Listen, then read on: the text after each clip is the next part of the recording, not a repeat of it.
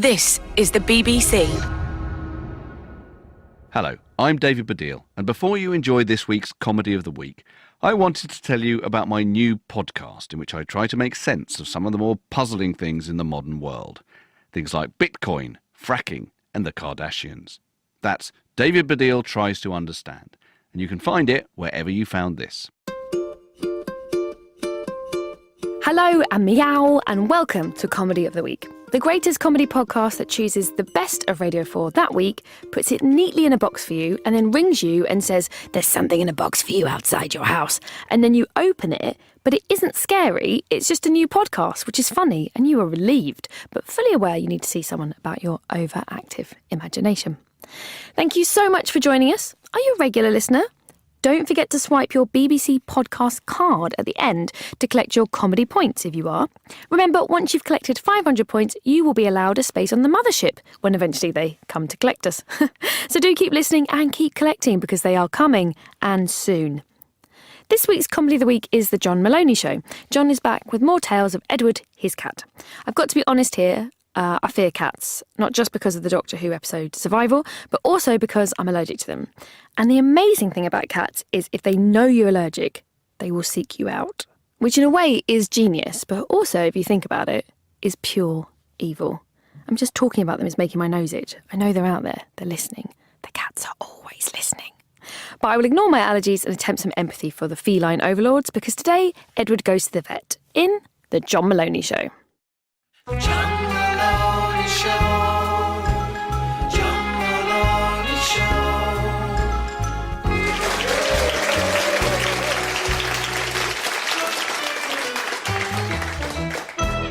Well, welcome back, one and all, to the travails of my cat, Edward Moloney, and me, his caring and loving owner, John Moloney. Last time you caught up with us, Edward had been diagnosed as stressed. Stressed. His symptoms had included self-harming, and another symptom was his propensity to sleep for 23 hours a day, on average.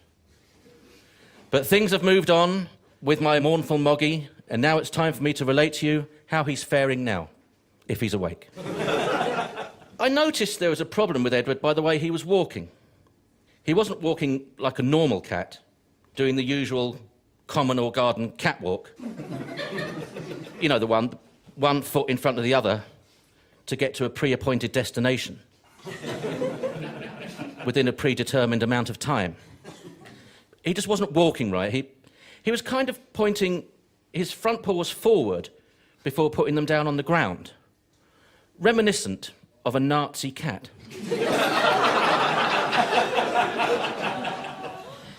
My missus, not listening properly as usual, she was busy looking up Len Goodman on Wikipedia for some reason. She thought I said, nasty cat. And to be fair, he could be a bit nasty sometimes. Well, more vindictive, to be honest. I remember after the last election, when his favourite political party didn't win, he took it out on a dead mouse for about 3 days. So I corrected her. Not nasty cat, Nazi cat. No word of a lie, he looked like he was goose-stepping. Or, at the very least, checking for mines.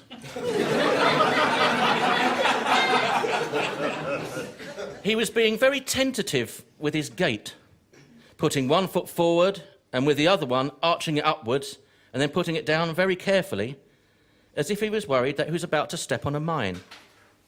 My concern is that he's moved on from his obsession with Egyptian pyramids and their devilish construction, and now he's getting into modern-era, non-benevolent dictatorships. Every time I walk in the sitting room, there he is, glued to the History Channel. It was a dangerous time. The turbulent time between the wars, the moral decadence that led to the establishment of one of the most wicked and inhumane regimes that ever existed. A time when people and cats got swept away in the euphoria. I've always worried, to be honest, that Edward, like millions before him, would be that impressionable. So I had to come up with a solution. Now, I'm not really big on owning a Nazi cat. Edward's quite a good orator. And I'd be afraid before I knew it that there'd be hundreds of cats with fiery torches marching on Battersea Cats Home to set their brothers free. I mean, I'm not 100% that he's been fooled into thinking that such a vile political ethos has any place in civilised society. But maybe I should give him the benefit of the doubt. Perhaps there's just something wrong with his legs. I also needed to go to the vet to get a refill for that plug-in stuff. It's this wonder drug for cats. You plug it in near their basket and it gives off this scent that makes them calm down as they sleep.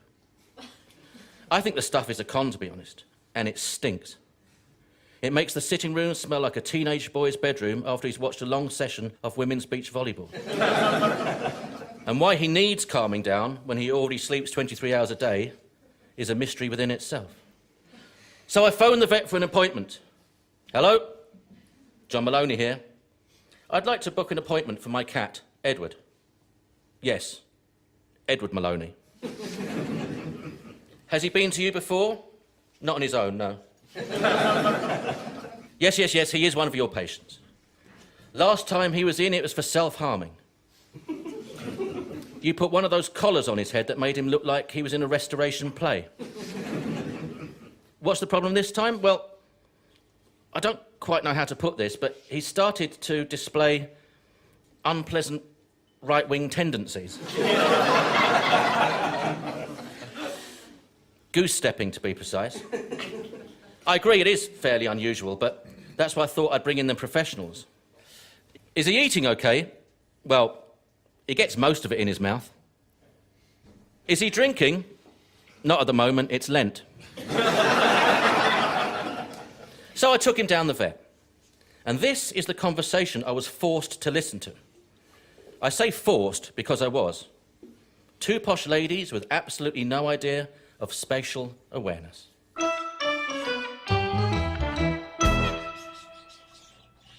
not saying that private schools are better.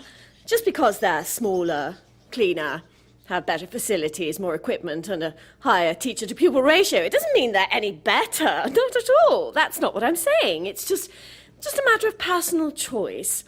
And it's never too early to start making connections. Connections? Don't you mean friends? No, connections.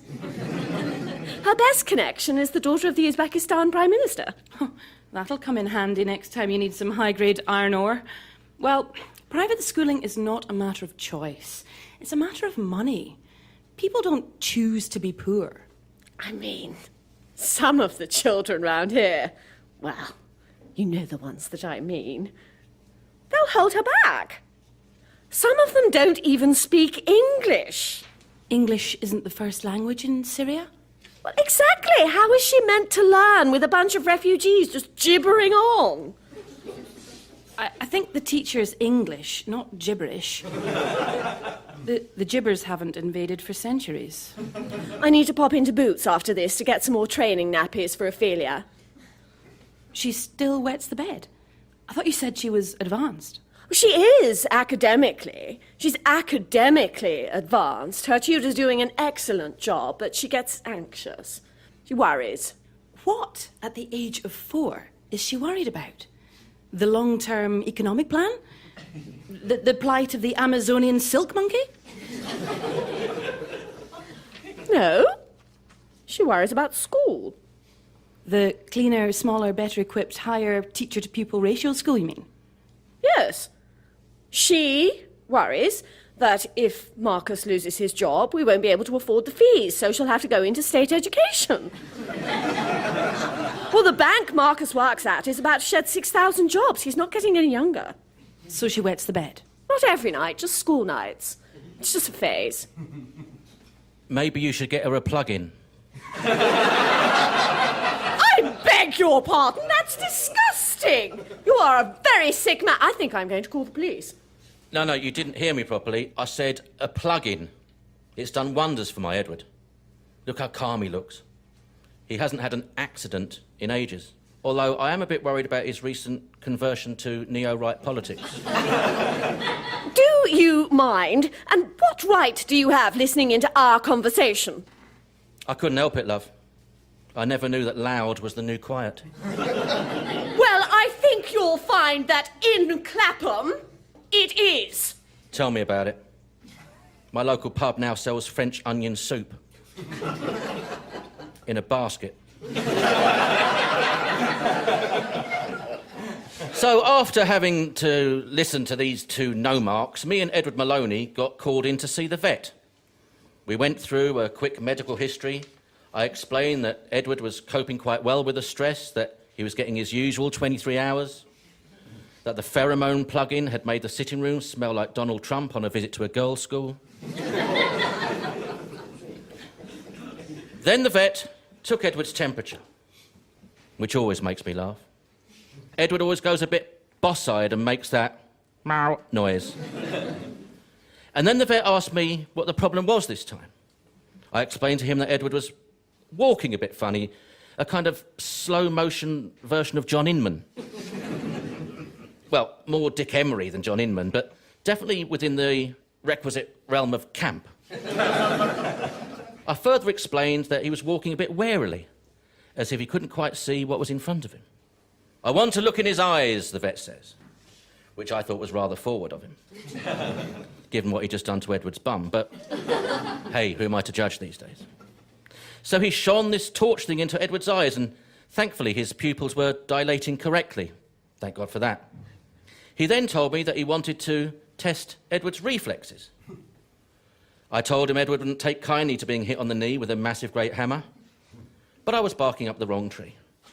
The vet went to his drawer and took out a toy mouse on a string. I kid you not. Edward took one ungainly lurch at it and fell off the table. This uncat-like display set the vet's alarm bells ringing. He said to me, "I need to take some bloods. I'll have the results in 48 hours. So just remember, folks, if you've got a sick cat, it can be seen within 24 hours and have results of blood tests within 48. Whereas we wait a week for a doctor's appointment and wait 2 weeks to get the results back. And if we're lucky, we get the right results."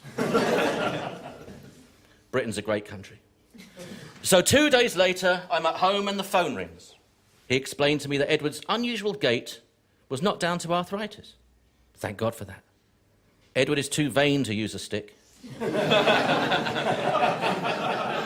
I was also informed that it wasn't an iron deficiency either. So the vet concluded that Edward may have had a stroke.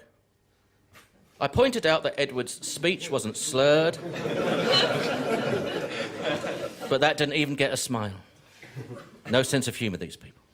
The vet said the only investigative path left is for Edward to have an MRI scan.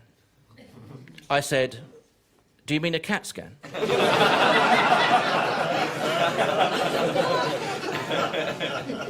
It got nothing. The vet then told me, surprise, surprise, that I would have to pay for the MRI scan as it is not covered under my pet insurance plan. Brilliant. 1,200 quid. 1,200 quid to get a definitive answer. But something about this perplexed me. If it was a stroke, well, what could we actually do about it? I couldn't see Edward staying awake long enough to stick with a cat physio regime, and he keeps his movement to an absolute minimum as it is. So the vet points out that it would give me peace of mind to know what the actual problem was. Peace of mind, no less. So basically, this bloke wants me to shell out 1,200 quid to either rule in or rule out a stroke. And if it turns out to be a stroke, there's sod all we can do about it anyway. Then I came up with an idea. If I got into the MRI scan machine with Edward, surely we'd get it free on the NHS. But apparently that would be highly irregular. We were getting nowhere. I'm looking at the vet's looking at me. Edward's just walked into the door. Then the vet came up with a final suggestion: to get another cat. Another cat. Tests have shown, apparently, that another cat can be good for the socialisation and well-being of an older cat. I guess it just might work, I thought. Anything to stop Edward invading Poland and annexing the Sudetenland would be worth trying. Battersea Cat's home. Here I come. Next week on the John Moloney Show, John goes to Battersea Cat's home. Will they give him her used cat?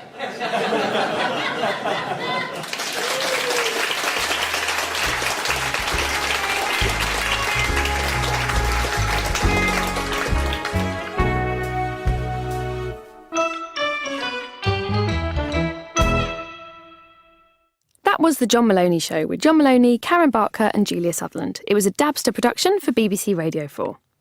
As I was listening, a cat came in and informed me I had misspoken against cats, and he has reported me to the cat authorities. I'm not sure how long I have before he comes back. He said he'd be back in a cat's whisker, but I don't know what that means. How thick are his whiskers? Look, I have to get out of here. I can see 3 tabbies at the door. They're armed with bags of cat hair, which is weird because it's not the hair that makes you sneeze, but it's actually the skin flakes on the hair. Oh God, sorry. It's a bag of cat skin flakes. I wasn't looking close enough. Oh my God. Okay, look. Comedy of the Week will be back next week with a brand new comedy called Ankle Tag. It's brilliant. I'm very much looking forward to it. I hope you are too. Enough, in fact, to click subscribe and ensure it's neatly delivered into your favourite podcast app, tied up with string. In a good way, not in a bad tied up way. Just remember, the mothership is coming and the cats know when. The cats are not what they seem. Keep being true to yourself. Cats are allergic to emotional honesty. Take care. Bye!